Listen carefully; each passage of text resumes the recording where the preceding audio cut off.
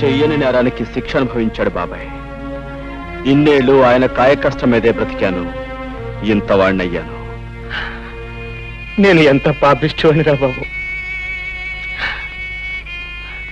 ఈ ఊళ్ళో జరుగుతున్న అన్యాయాల్ని అక్రమాలను ఎదుర్కొంటూ అందరికీ అండగా ఉండే మీ బాబాయ్ దోషి అని నమ్మాను.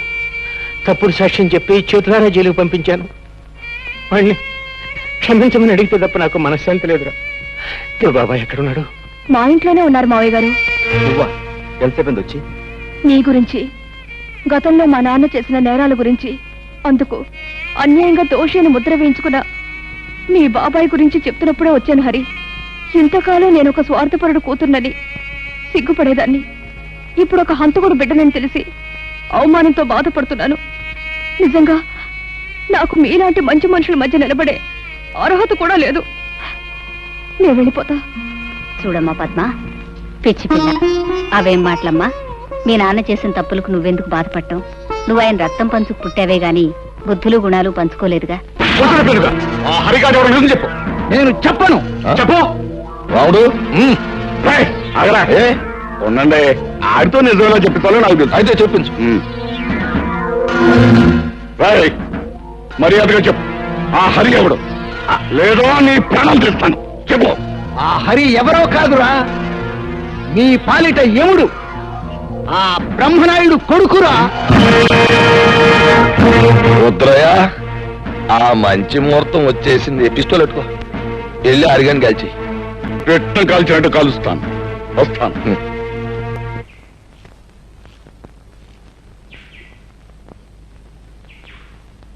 అరే అరే,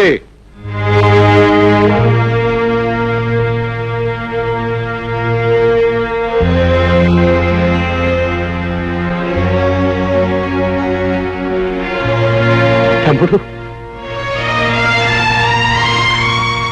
తమ్ముడు అన్నయ్య, తమ్ముడు అన్నయ్య, తమ్ముడు నన్ను క్షమించగలవురా నువ్వు? అదే మాటన్నయ్య.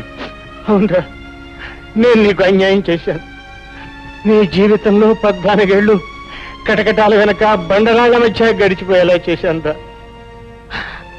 నీ తోడు పుట్టిన వాడిని ఎందుకు కూడా నీకు అన్యాయం చేశాను. నన్ను క్షమించు. ఊరుకోన్నయ్య, ఊరుకో ఊరుకో. నా నుదుట అలా రాసుంటే దానికి ఎవరేం చేస్తారన్నయ్య? నీ కళ్ళకు కనిపించిన నిజాన్ని నువ్వు చెప్పావు. ఇందులో నీ తప్పే ఉంది.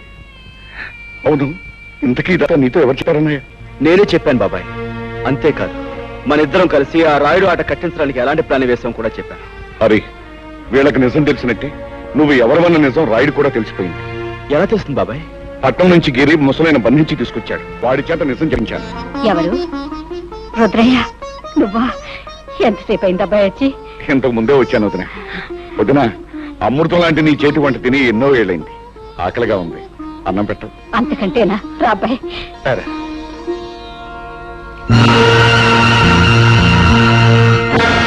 ఎరా రాముడు, నువ్వు చెప్పేది నిజమా? అవును బాబు, నా కళ్ళారా చూశాను, చెవులారా విన్నాను. అమ్మ రుద్రిగా, నువ్వు నా ముందే కుప్పి గంతులేస్తావురా?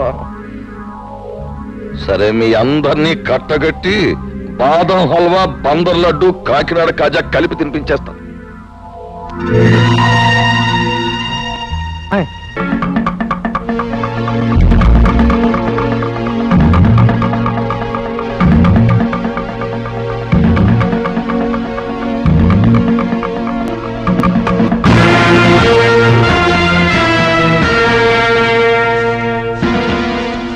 ఏంట్రా రుద్రయ్య, చలిమిడి ముద్ద తినేసి ఏనాడో సెలవు తీసుకోవాల్సిన నీ అన్నగారి కొడుకు ఊళ్ళోకి రుస్తుములా దిగి నాకే శత్రువు అయిపోయి.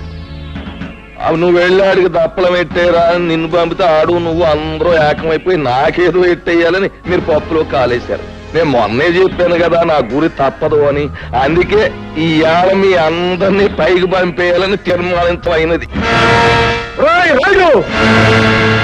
అరబ్బాయా, ఇప్పుడే నీ గురించి అనుకుంటున్నావు. నీకు 100 ఏళ్ళు. మీ వాళ్ళు అందరూ ఇక్కడే ఉన్నారు, అందరికీ కలిపి బంతి భోజనాలు ఎత్తేస్తాను రా. రాయుడు, ఇంతకాలం అందరి చేత అన్ని తినిపించడానికి అలవాటు పడ్డ నీ చేత ఎండుగడి తినిపించడానికి రా నేను వచ్చింది. రాయుడు, నిన్నెదిరించాడని మా మాస్టర్ని పొడిచి చంపింది నువ్వు. నీ కొడుకు వల్ల నిలబెట్టిన లక్ష్మిని పీక నిలివి చంపింది నువ్వు. నీ బండారం బయటపడుతున్న భయంతో మా అమ్మమ్మను ఆంబోతో చంపించింది నువ్వు. ఇన్నాళ్ళకి నువ్వు చేసిన పాపాలకు రుజువులు, నువ్వు చేసిన నేరాలకు సాక్ష్యాలు దొరికాయి కాబట్టి నీ రోజు ఎంత చూస్తాను. అవును,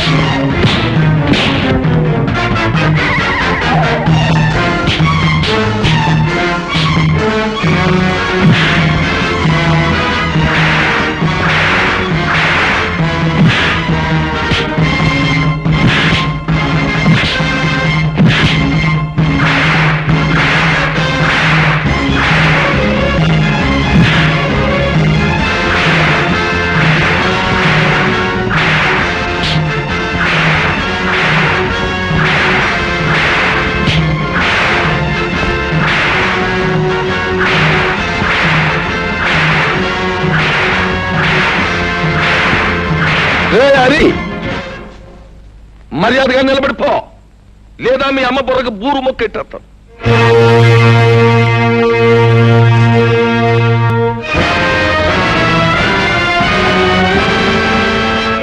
రే ఆ నట్టుకొచ్చా చెట్టు కట్టయిందా?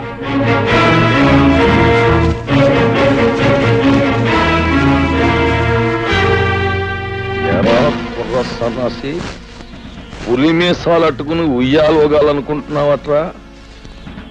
నాకెదురు తిరిగినోడెవడో ప్రాణాలతో బయట పడలేదు. అవును, మీ మాస్టర్ నా మాట లేదని ఈ చేత్తో నేనే పొడి చంపేశాను. ఇప్పుడు ఏమంటావు? ఏట్రా, ఆ ఈరిగాడు కూతుర్ని స్వయంగా నా చేత్తో పీక బిసికేసి చెరులో బారేశాను. ఏం చేస్తావు? చీటికి మాటికి నోరెట్టు పడిపోయా మీ అమ్మమ్మని ఆంబోతో తొక్కించి చంపించేసింది నేనే. దానికి నువ్వు ఆంబోతుని చంపావు కానీ నా జోలికేం రాలేకపోయావు కదా.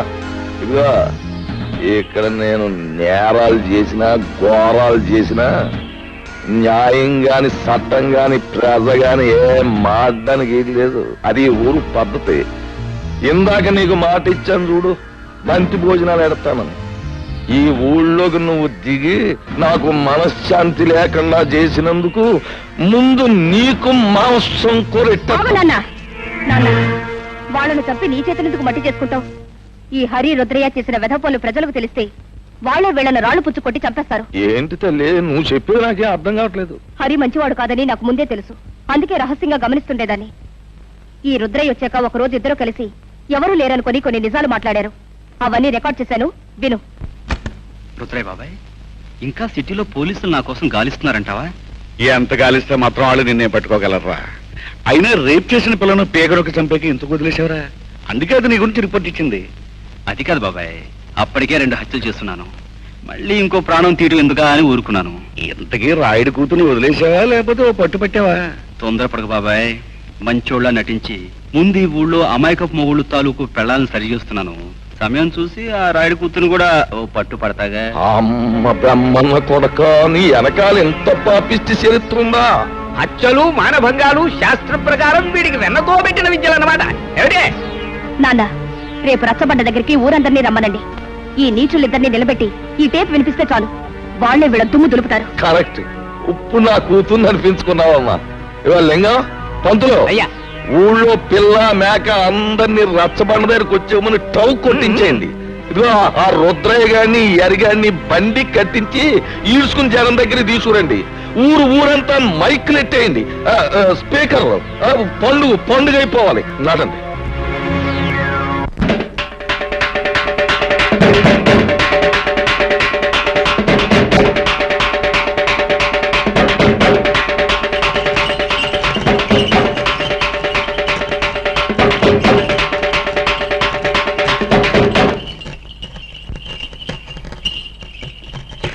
మహాజనులారా, నా గ్రామ ప్రజలారా, చక్కగా చల్లగా సాగిపోతున్న మన ఊళ్ళోకి ఈ అరిగాడనేవాడు పాములాగా వచ్చి ఇషాన్ని గక్కి ఊరిని అల్లకల్లోలం చేసేశాడు. అందుకే ఆడి చేత బాగా పొలావు తినిపించి మరీ గెంటేశాను ఊళ్ళోంచి. కానీ వెళ్ళిపోయినోడు ఆడు ఊరుకోలేదు. పగబట్టిన పావులాగా మళ్ళీ తిరుగు ఊళ్ళోకి వచ్చాడు. మరి పచ్చినెత్తుర్ని పానకంలాగా తాగేసి ఆ రుద్రయ్య గారితో స్నేహం చేశాడు. ఇద్దరు కలిపి ఊరిని బూడిద చేసేయాలని ఓ ప్లాన్ వేసుకున్నారు. మాట్లాడమేమా లింగం? అయ్యా, హరి రుద్రయ్య ఎన్ని నేరాలు ఘోరాలు చేశారో మేము ముందు బయట పెడుతున్నాం. వీళ్ళ గురించి నిజం తెలిసాక శాస్త్ర ప్రకారం వీళ్ళని ఏం చేయాలో మీరే నిర్ణయించండి. ఏమిటి? తర్వాత వాళ్ళిద్దరూ కలిసి ఎన్ని పాపిష్టి పనులు చేశారో, ఎన్ని లుచ్చా పనులు చేశారో వాళ్ళ మాటలన్నీ కూడా ఇక్కడ ఉన్నాయి. అవి ఇప్పుడు మీకు వినిపిస్తాం. ఆ మాటలు విన్న తర్వాత ప్రజలైన మీరు మరి రాళ్లు పట్టుకుని రవ్వలడ్లే తినిపిస్తారో, కర్రలట్టుకుని కారపూసే తినిపిస్తారో మీరే తెచ్చుకోండి. అమ్మాయి పద్మ, ఆ కనెక్షన్ లో వైర్లు జాగ్రత్తగా ఉన్నాయా? అంతా రెడీ నాన్న. పేపర్ వినిపించే ప్రతి మాట సినిమా పాటలా వీధి వీధిన మారుమోగిపోతుంది. ఇక ఆలస్యం ఎందుకు నొక్కే.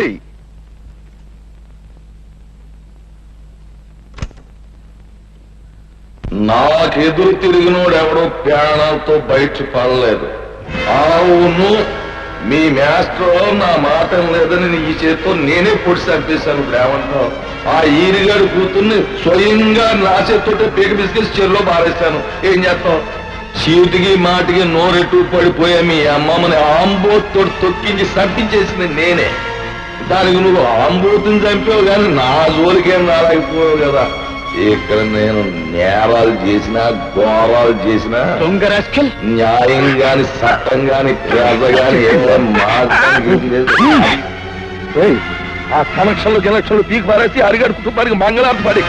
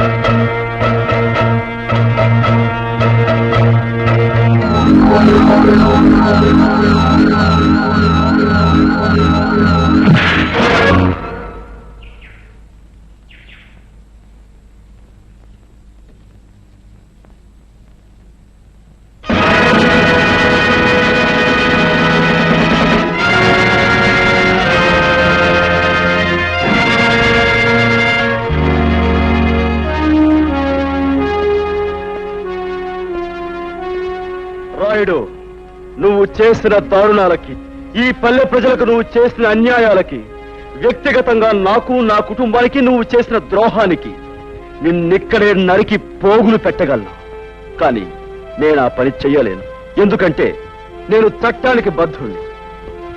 ఈ పల్లెకొచ్చే ప్రతి ఆఫీసర్ని నువ్వు ఏదో రకంగా నోరు మూయిస్తున్నావని తెలిసింది.